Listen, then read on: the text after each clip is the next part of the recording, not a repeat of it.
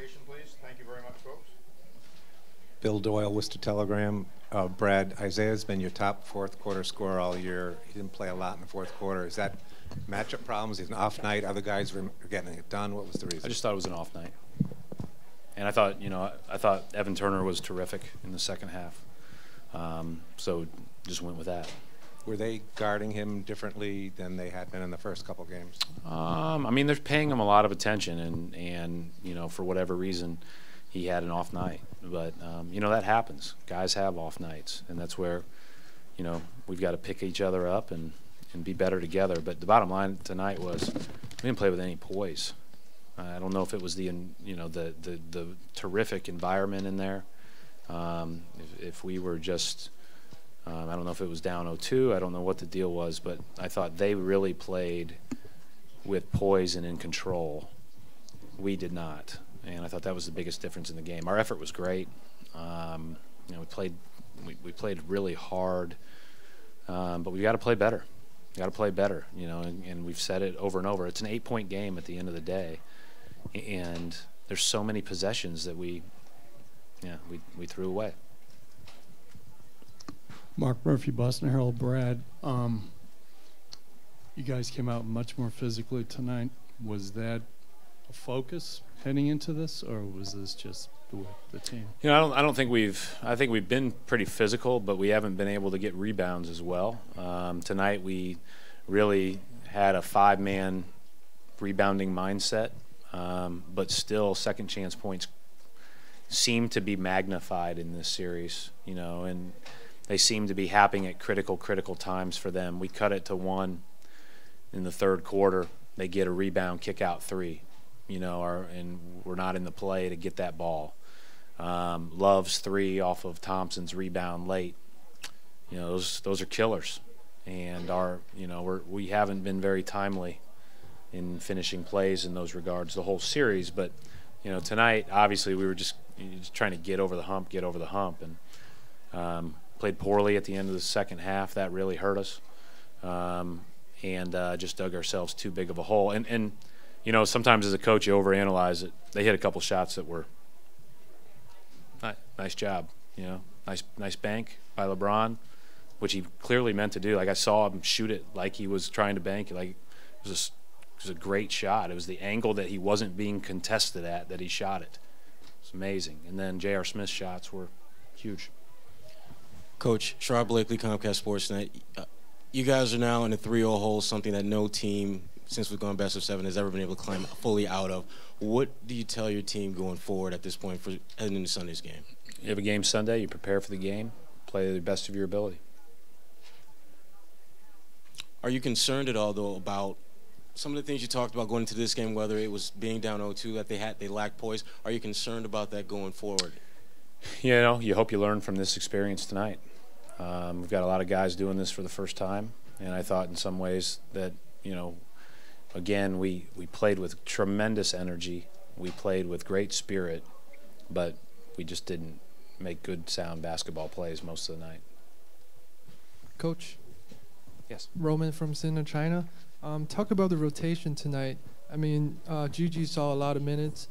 Kelly didn't really play a lot. Talk about that, and was that something you meant to, make the change on purpose, or and moving on to next game, is that something you're going to keep doing? Well, we'll go back and we'll evaluate it. The 5-person big rotation is obviously a challenge, and you're looking for who you think can best get you going. I felt good about the way of Jonas's energy level all night, crashing the glass, helping rebound, being able to switch on LeBron and doing a pretty good job on that. Those things are all factors to consider. And then Gigi, I just think we need shooting and the ability to score. And, he didn't play a ton, but I thought he was pretty darn good when he was in there. Or at least, I thought he did exactly what we needed him to do. And he's he hasn't been in the NBA a long time, but he's a long-time pro. Like, he's a veteran player. And I thought that showed when he was in. I thought he was very poised. Kevin O'Connor, Celtics blog. Brad, a lot's going to be made of Thompson's offensive rebounds, but how much did his ability to switch and blitz on pick and rolls affect what you guys wanted to do offensively? Well, his ability on pick and rolls is generally good, and you always talk about, you are so much more versatile and valuable, more positions you can guard. And so obviously blitzing is something that a lot of bigs do, but that doesn't mean you can switch and guard a guard. But his ability to switch it makes their late game defense very good, because it's he and LeBron can move their feet with anybody and have great size. Joe Varden, Cleveland.com. Brad, the last play where LeBron dribbled out most of the shot clock and then kicked to Kevin for the three, it seemed like almost all series. It was after an offensive rebound, right? Pretty sure. No, well, he it missed may one, have been, but he got the offensive rebound, and then he dribbled it out, I think. Yeah. The point is, though, it seemed like for most of the series you had drawn up a defense to stop that play. What happened over the course of this game that might have gotten you away from how you were defending in passing lanes against LeBron? Well, I thought, first of all, we guarded it very similarly to the way we've guarded it the whole time, so there was nothing new. I'll have to go back and look at the film and see what our weak side defense was like. But obviously we were late to love.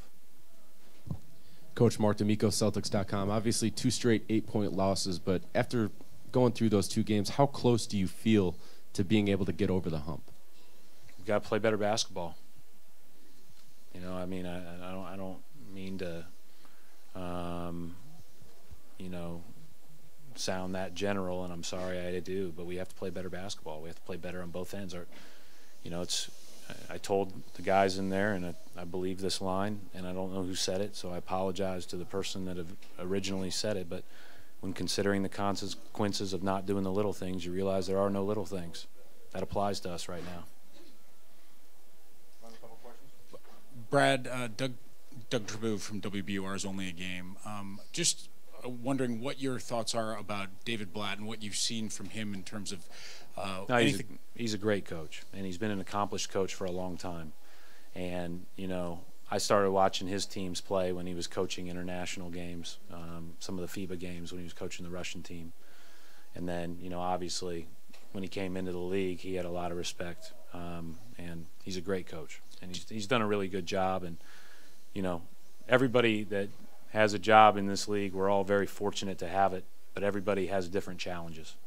And his has been challenging in its own way, and I think he's really handled it with great poise, and, he's done a good job. And he's a good coach, really good coach, obviously.